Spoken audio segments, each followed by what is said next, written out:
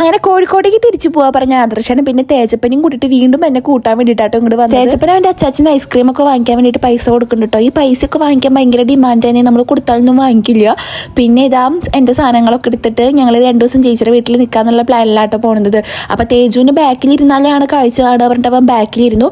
കുറച്ച് കഴിഞ്ഞപ്പോൾ അവൻ്റെ ഫേസ് എക്സ്പ്രഷൻ നൈസായിട്ട് മാറണ പോലെയൊക്കെ തോന്നിയിട്ടുണ്ടായിരുന്നു. ഞാൻ കുറച്ച് ചോദിച്ചു എന്താണ്, പിന്നെ കുറേ നേരം എൻ്റെ ഫോണൊക്കെ നോക്കിയിരുന്നു കേട്ടോ. പിന്നീട് എന്തോ പന്തികേട് തോന്നിയപ്പോൾ ഞാൻ അവൻ്റെ ഒപ്പം ബാക്കിലേക്ക് ഇരുന്നു കേട്ടോ. അവൻ അച്ഛൻ ഛർദ്ദിക്കാൻ വന്നിട്ടാണ് ഇരിക്കുന്നത് കേട്ടോ. ലാസ്റ്റ് എൻ്റെ കുട്ടി ഛർദ്ദിച്ചു. ആകെ എന്താ ചെയ്യുക, ഫുള്ള് ഞാൻ എൻ്റെ കയ്യിലാണ് ഛർദ്ദിപ്പിച്ചത് കേട്ടോ. അങ്ങനെ എൻ്റെ കൈയൊക്കെ കഴുകാനും തേച്ചിൻ്റെ മേലൊക്കെ കഴുകാൻ വേണ്ടിയിട്ട് നമ്മൾ പോണ വഴിക്ക് ഒരു വീട് കണ്ടപ്പോൾ അവിടെ നിർത്തിയിട്ടോ. അവിടുത്തെ ചേച്ചി നമുക്ക് വെള്ളമൊക്കെ തന്നു. അങ്ങനെ തേജപ്പൻ്റെ കൈയും കാലും പിന്നെ എൻ്റെ കൈയൊക്കെ കഴുകി ഞങ്ങൾ ഇത് കാറിൻ്റെ അടുത്തേക്ക് നടന്നു പോകാനും കേട്ടോ. അപ്പോൾ ഇത് ഈ വീട്ടിലത്തെ ചേച്ചി കണ്ടോ ഞങ്ങൾക്ക് വെള്ളമൊക്കെ തന്നിട്ടുണ്ടായിരുന്നു. എൻ്റെ കയ്യിൽ ഛർദ്ദിച്ച കാരണം അധികം കാറിലായിട്ടുണ്ടായിരുന്നില്ല കേട്ടോ. സംഭവം നമ്മുടെ കാറായിരുന്നില്ല, വിനീഷൻ്റെ കൂട്ടുകാരൻ്റെ കാറായിരുന്നു കേട്ടോ. അപ്പോൾ ആദർശേട്ടാ അതൊക്കെ ഒന്ന് ജസ്റ്റ് ഒന്ന് ക്ലീൻ ആക്കായിരുന്നു കണ്ടോ. ആകെ പിന്നെ അവൻ ആകെ ക്ഷീണമായ പോലെ കേട്ടോ. പിന്നെ അവനെ ഞാൻ ഫ്രണ്ടിൽ ഇരുത്തിയിട്ട് ഞാൻ ബാക്കിൽ ഇരുന്നു കേട്ടോ. ഇതേതാ കറക്റ്റ് സ്ഥലം എന്നൊക്കെ അറിഞ്ഞൂടാ കേട്ടോ. അപ്പോൾ ഈ വീട്ടിലത്തെ ഒരു ചേച്ചിയും ഒരു അമ്മൂമ്മയായിരുന്നു കേട്ടോ. നമുക്ക് വെള്ളമൊക്കെ തന്നത് നല്ല സ്നേഹമുള്ള ആൾക്കാരായിരുന്നു കേട്ടോ. അങ്ങനെ നമ്മളിത് തിരിച്ച് ചേച്ചിയുടെ വീട്ടിലേക്ക് പോകാൻ കേട്ടോ. അപ്പോൾ ഇവിടെ ഇറങ്ങിയ കാരണം കുറച്ച് നമ്മൾ ഇരുട്ടായിട്ടുണ്ടായിരുന്നു ഇങ്ങോട്ട് എത്താൻ വേണ്ടിയിട്ട്. അപ്പോൾ ഇവിടെ എത്തുമ്പോൾ തന്നെ വിനീഷനും ചേച്ചിയൊക്കെ ഇവിടെ ഇരിക്കുന്നുണ്ടായിരുന്നു. അങ്ങനെ എൻ്റെ സാധനങ്ങളൊക്കെ എടുത്ത് ഞാൻ റൂമിൽ കൊണ്ടുവച്ചു.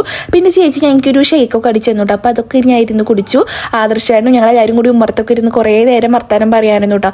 ചേച്ചി പിന്നെ നേരെ തേജപ്പനെ മേലൊക്കെ കഴുകിച്ച് മാറ്റിയായിരുന്നു കേട്ടോ. പിന്നെ ഇത് വിനീഷേട്ടനും ആദർശനെ കൂടിയിട്ട് നമ്മുടെ കാറ് തിരിച്ചു കൊണ്ടുകൊടുക്കാൻ വേണ്ടി പോയിട്ടോ. പിന്നെ തേജാപ്പ് ഇതേ ഒരു ജെല്ല് പോലത്തെ സംഭവം ഉണ്ടല്ലോ അത് കൊടുന്നു. അത് എനിക്ക് ഭയങ്കര ഇഷ്ടപ്പെട്ടിട്ടുണ്ടായിരുന്നു. ഇത് വെച്ച് ഞങ്ങൾ കുറേ നേരം കളിച്ചു കേട്ടോ. പിന്നെ തേജപ്പ അവൻ്റെ ഈ പാവക്കുട്ടി എനിക്ക് കാണിച്ചു തരും കേട്ടോ. അപ്പോൾ എനിക്ക് എൻ്റെ ടെഡി ബിയറിനെ നന്നായിട്ട് മിസ് ചെയ്തു. അത് കോഴിക്കോടാണുള്ളത്. ഇനി അങ്ങോട്ട് വരുമ്പോൾ ആദർശനോട് കൊണ്ടുവരാൻ പറയണം. ആദർശയുടെ ഇതേ ഈ മറ്റേ ജിമ്മിൻ്റെ സംഭവങ്ങളൊക്കെ എടുത്തിട്ട് കുറച്ച് നേരം പൊതുക്കി നോക്കുകയൊക്കെ ചെയ്യുന്നുണ്ടായിരുന്നു കേട്ടോ. അങ്ങനെ പിന്നെ ഞാൻ പോയിട്ട് കുളിച്ചു. പിന്നെ നിങ്ങൾ ആരും വിചാരിക്കരുത് ഈ മാക്സി മാത്രമേ ഉള്ളൂ. ഈ മാക്സി ഭയങ്കര കംഫർട്ട് ഇടാൻ വേണ്ടിയിട്ട്. അപ്പോൾ ഞാൻ ഇതന്നെ അങ്ങോട്ട് കൈ പിടിച്ചു കേട്ടോ. അത് കഴിഞ്ഞിട്ട് ചേച്ചി തേജപ്പനെ ഫുഡ് കൊടുക്കാനൊക്കെ നോക്കുന്നുണ്ട് കേട്ടോ. അപ്പോൾ പൊറാട്ടയും ചപ്പാത്തിയും ഞാനത് ചപ്പാത്തി എന്തോ അങ്ങോട്ട് കഴിച്ചേട്ടോ. പിന്നെ ഒരു പൈനാപ്പിൾ അതുപോലെ തന്നെ കുറച്ച് ഫ്രൂട്ട്സൊക്കെ ഉപ്പിലിട്ടിട്ടുണ്ടായിരുന്നു.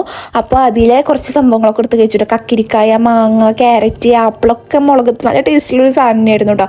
അങ്ങനെ ഇതിന്ന് ഞാൻ കുറച്ചൊക്കെ പറക്കി കഴിച്ചിട്ടോ, നെല്ലിക്കൊക്കെ. അപ്പോൾ നമ്മുടെ ഇന്നത്തെ വീഡിയോ ഇത്രയേ ഉള്ളൂ. ബൈ.